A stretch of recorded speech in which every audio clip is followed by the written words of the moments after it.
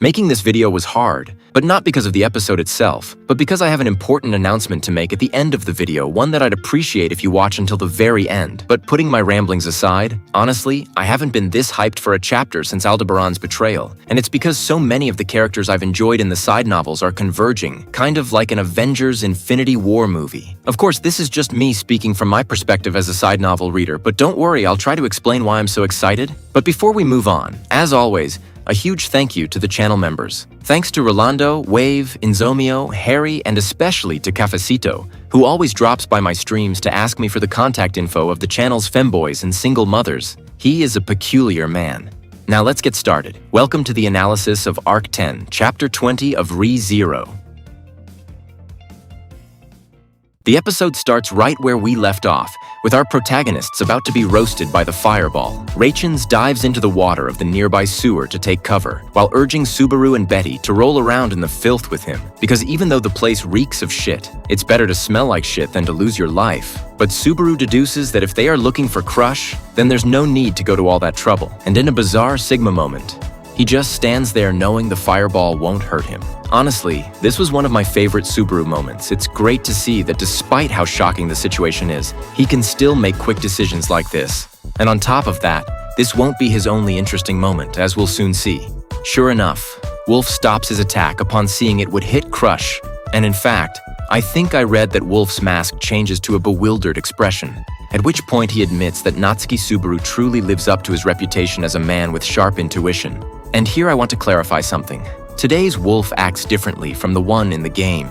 The game's Wolf was a sadist who had no qualms about hurting anyone and least of all wanted to reason. But I don't know, even though I'm aware Wolf was ordered to bring Crush back alive, I still feel like he isn't as extreme as his video game counterpart. As I said, that's just the impression I get, and I could be wrong. Then there's some chit-chat between Subaru, Betty, and the Jester, where they accuse each other of being a Sin Archbishop and both get angry about it. Wolf confirms there are rumors on the surface where people already believe Subaru is an Archbishop. This really left me thinking. You see, you probably remember that important castle matters are discussed in the throne room from episode 13 of the anime. But much more important things, like the accusation of Subaru being an Archbishop, happen in a small room to prevent leaks. Even so, it's way too weird that regular people already know about something that is theoretically a secret and shouldn't be leaked so soon. Yet it leaked rapidly anyway. Sure, I know this is because of Capella's infiltration, but I like that these details are hidden and you have to deduce them if you think about it a little. Or maybe I'm just overanalyzing? You tell me. Getting back to the story, while Wolf answers an important call that came through the conversation mirror, Subaru was trying to help Rachins, whose leg had been chained to something in the spot where he jumped. And here, I want to mention something interesting. You see, the girl who seems to be on the other end of the call is a girl whose description matches Melty, a character from the video game. But the problem is that this is wrong. Why is it wrong? Because we all believed Melty had been transformed into Falore, but it seems Tappe is making it clear to us that Melty and Falore are different people, and nobody expected this. Honestly, it's because of stuff like this that I didn't really share the opinions of those who said the plot of Arc 10 would be predictable just because we already knew part of the storyline from the characters in that game. And if the girl on the other side of the screen really is Melty, then it would make sense why Wolf's personality changed so much in this brief appearance. You see, Salem and his other personality, Wolf, are very different from each other. But despite their contrasting personalities, both are total cis-cons when it comes to their little sister. In the game, his little sister is Melty, so it kind of makes sense that as soon as his sister calls him, he starts acting like your typical anime character who gets humiliated or turns weak against the requests of the person he adores. Personally, I still believe both Salem and Melty are double agents working for Capella, but to be honest, I'd like Salem and Melty to be the good guys in this part of the story. While they apparently get a happy ending in the game, I really doubt it there because by betraying Capella, it's safe to say she would hunt them down. And I wouldn't want the same thing to happen to them here. But if my belief that they are double agents is true, I'd say we should keep an eye out in case Subaru's side starts suffering strange information leaks, or if the enemies keep finding him all the time, as we'll see later on with Clarissa's appearance. Returning to today's episode, the girl who seems to be Melty identifies herself by her alias White Sheep and has a brief chat with Subaru, where the protagonist asks her to tell him if they are enemies so he can crush them, or if they are actually allies. She reveals that she wants to protect Crush so she can use the candidate's divine protection against a group that calls themselves Beloved Child. And here I want to make a side note. This whole beloved child thing is driving me crazy, completely crazy. You see, just the name of that organization makes you inevitably associate it with Capella. She is someone we know goes by the name of Mother. Melty and Elsa used to call her by that nickname. And in fact, when she appears before Elsa for the first time, she tells her that she demands extreme assignments from her children, not because she wants them to bring her what she desires, but because she wants to see how far her children will go for her. To Capella, having her children fulfill her orders is a proof of love. I know this sounds weird, but we are talking about a sin archbishop. Logic doesn't apply to her. And I also ask you to remember that this connection between the beloved children and Capella is just my own interpretation. It's not canon. What I'm trying to get at with this is that I think this strange organization called the Beloved Child consists of those children whom Capella has entrusted with difficult missions and who have managed to carry them out to the letter. If what I'm saying is true, this is terrifying, because then all of her children that we've seen pop up in side novels were, so to speak, children who hadn't yet met the condition of being beloved children, meaning they didn't manage to develop their skills to the fullest. For example, Rei's, an apparently unloved child, had a media that helped him produce, so to speak, clones of himself, clones that functioned like pains from Naruto, sharing information with him in real time. Sithonia, another unloved daughter, had the ability to control cursed dolls, yes, dolls like Elsa, and she also had the ability to transform into the person she wanted to mimic. In fact, a curious detail is that back in the day, several people believed the great Chisha Gold was also a child of Capella, but that has nothing to do with anything right now. My point is that I think you have good reasons to get hyped up about this beloved child organization, because if they've reached that rank, it's because they probably, and emphasis on probably, lived up to Capella's expectations. In fact, this keeps me thinking, you see, in Elsa's novel, Capella boasted about having something immortal in her possession. And as we'll soon see, an unknown woman who expresses no emotions will appear. Could this woman be that immortal thing Capella was referring to? I don't know, but I hope we find out soon. Returning for the third time to today's story, we see Wolf's Siscon side again, as he accepts the apologies his sister offers on his behalf, while he just defends himself by saying he was assigned the job due to a staffing shortage. In fact, he momentarily fights Beatrice and threatens to attack her. Now that is the Wolf I know from the video game. It seems Wolf truly remains a son of a bitch, except when his sister is involved. After this exchange of words, Wolf agrees to pull Rachens out of the dirty water, and while Subaru was checking to make sure Wolf didn't try anything funny, he detects something strange. He detects a woman with a peculiar appearance who was holding a white shard, and upon breaking it, the floors and walls seemed to turn to glass and started shattering. Wolf, whose nickname is Black Dog, though I haven't mentioned it until now but I still prefer to call him Wolf, is said to have tried to counter the collapse of the surroundings, although I didn't really understand this part to be honest. And while this was happening, he reveals that this woman is part of the beloved children and is a troublesome person, also telling us that this woman's name is Clarissa. And here I want to make a side note. You see, the description they give of the girl happens to fit very well with two girls we already know from side stories. Helene, the girl I talked about in the last episode, and Ornia, a girl who appeared in Elsa's story. Which of these two is it? I say neither. Ornia at the end of her novel was left in a worse state than Rui Arneb, and Helene was extremely loyal to the Six Tongues organization, so I highly doubt she betrayed Russell like this, especially since Helene was in love with Russell. I remember finding out about that was a bit of a what the fuck moment. Russell was torturing her, and Helene was just thinking about how much she loved that man. She loved him so much she would even give her life for him. It seems that in this isekai world, every intense man has his rem. In fact, this part where Russell tortures Helene is very curious and interesting because it reveals the merchant's true personality.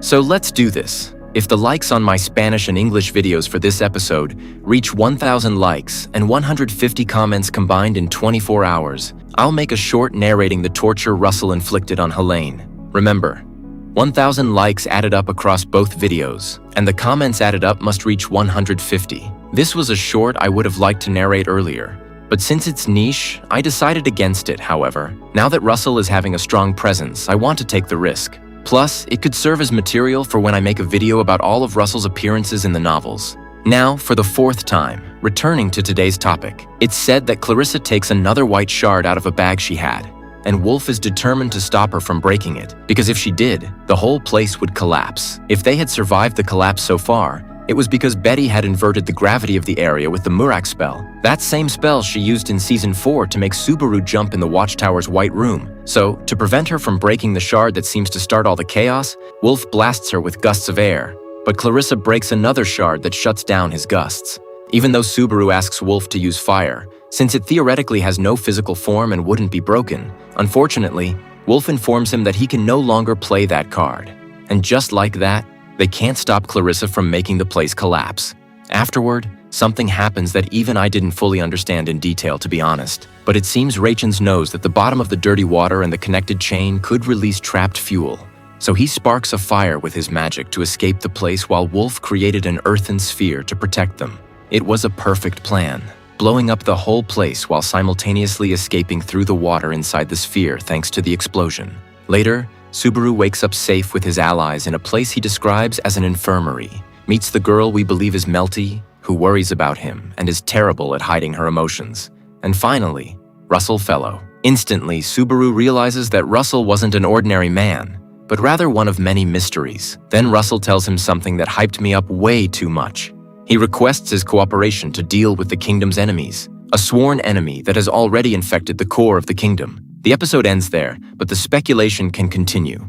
I'll tell you right now that even I have no idea who this sworn enemy is. And while someone might say it's the witch cult, the cult doesn't actually limit its rampages to Lugunica. They do it all over the world. So I highly doubt that's what they meant. To be clear, what I'm about to say is pure speculation. But I believe the sworn enemy could be Emirata Capella Lugunica. And no, I'm not talking about the Sin Archbishop, not exactly. You see, it is said that a long time ago, there was a princess named just like that archbishop. Not much is known about her, only that she was a cruel and vile person. Mysteriously, this woman died from a strange illness at a young age. And even when she died, the kingdom didn't hold a funeral mourning her death for reasons that aren't clear. This is all the canon information available, and what I'm going to say now isn't confirmed at all. But have you ever wondered why, if dragon's blood exists? That blood that cures everything, they never used it to cure Emirata Lugunica or any prince who fell ill with the royal virus? Well, I remember reading a theory back then that maybe if the kingdom didn't use dragon's blood to cure its royalty, it's simply because they had already tried it in the past and it went wrong. The first person they tried it on was Emirata Lugunica, and whatever happened ended up leading to that thing that eventually became a Sin Archbishop. Like I said, this is just my own interpretation, and obviously this situation would become an embarrassment for the kingdom, which is why they didn't hold a funeral for her. The princess escaped, driven mad but possessing power, eventually proclaiming herself the sworn enemy of the kingdom, or maybe the kingdom called her that to hide their shame. And this would connect with what Russell said. Honestly, this is something I think makes a lot of sense, but we'll see what Tappy comes up with. Another interesting thing to comment on is that now that we know about Capella's infiltration into the kingdom, it's like we already know what happened in the failed route of the most recent What If, that What If, set 400 years in the future where they tell us the kingdom collapsed but took the cult down with it. Honestly, I'd be really interested to see the author narrate how things went down in this timeline.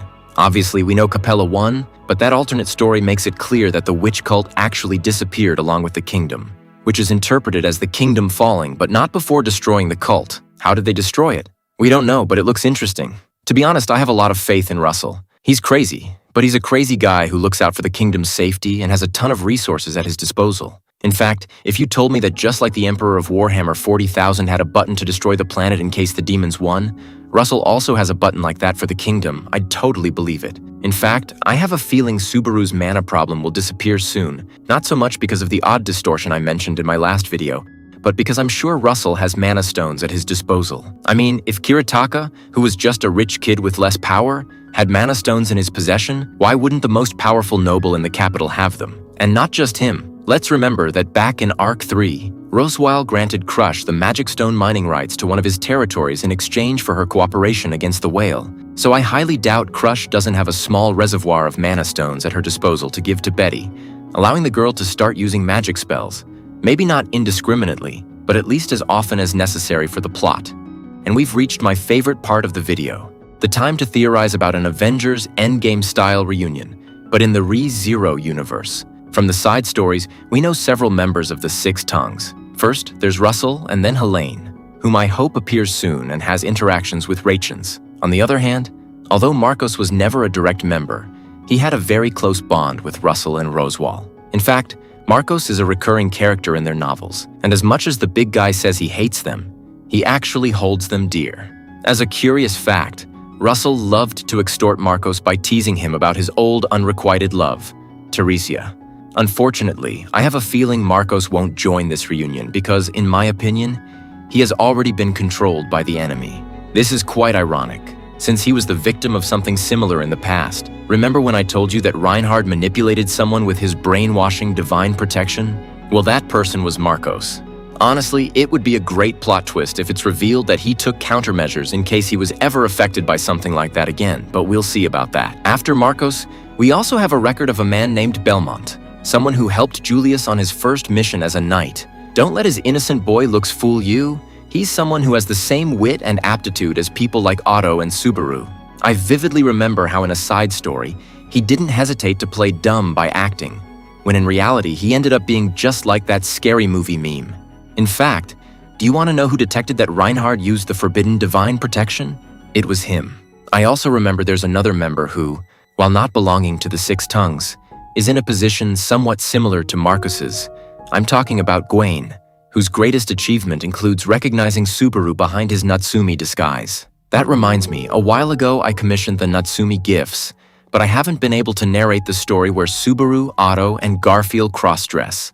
I haven't narrated it because it's a story of almost 100 pages, and it simply won't fit into a short. I'd have to make a full video for it, but making a video takes way more time, so maybe I'll do it someday. Getting back to Gwaine, he's a man with an interesting past. In the past, he faced Marcos, and while I don't remember the exact details of why he lost, I do remember he proved to be a strong man, so they could call him up to help turn the situation around. There's also a man named Lino Rex, but he's only shown himself to be the organization's errand boy, so I don't have much faith in him. And all of this, of course, without counting the biggest reinforcement Russell can ask for, Roswal. Roswal and Russell are actually friends and get along very well in their novels, and it's obvious that with the kingdom in crisis, Russell has already given him a Discord call to straighten things out. So as we can see, Subaru does have the human resources to turn the situation around, though of course, he'll just have to wait for the help to arrive. There's also the fact that, while what I'm saying sounds exciting, we have to see what Tepe's plans are. Personally, I think it would be a waste not to use these characters. Characters who have already appeared in the novels associated with Russell, so please Tepe, at least introduce Belmont, who out of everyone mentioned is the one I have the most faith in. But that's all regarding the chapter, though it's not all regarding the video. What follows no longer has to do with the episode, so I don't blame you if you click away. However, if you stay, I'd really appreciate it. You see, up until now, if I've been able to bring you content, it's because I was always commissioning various artists for the things I need help with. The editing of shorts, thumbnails, GIFs, or even the heavily edited segments like Subaru's fight against the Centaur. All of those things were commissioned to someone, not just because of a lack of time, but because I know there are things that someone else can do better than I can. But recently, taking advantage of the huge reach my channel has had since Season 4, I've decided to hire a full-time editor for 3 months. I'm very excited because having an editor will help me so much with several things I've wanted to do, and more importantly, it will allow me to improve the quality of the videos. I know my editing is simple, but there are parts where I really want a complex edit, and that's where he will come in. And while ideally I would give him the whole video to edit, believe me, if I can speed things up with the videos I make, it's partly because I know the lore. I know which novel excerpts to cite, I know which anime frames to put in certain dialogues, I know which references to use and stuff like that. However, that isn't natural for an editor who knows about editing but not about the lore of the series. Anyway, like I said, I hope this new phase for the channel goes well, and if you're from my Spanish channel, I'd ask you to share my video because believe me, the more views it gets, the longer this project can keep running, and I'll be able to keep hiring the editor. And if you're watching this from my English video, I'd ask you to understand that soon I'll stop using the AI voice in my videos over there. It turns out that this person who will be helping me is someone who is fluent in English, and we agreed that he will be the voice for my videos over there, at least until I can do it myself. I felt the need to make this announcement because I know changes are always hard to accept, and I'm sure some users will complain about the voice change, but I want to bet on this change to give the channel a fresh feel and also so people stop associating me with being an automated channel run by generative AI. But that's all for today. Thanks to the people who follow me, and I hope I can bring you better videos over the next 3 months. See ya!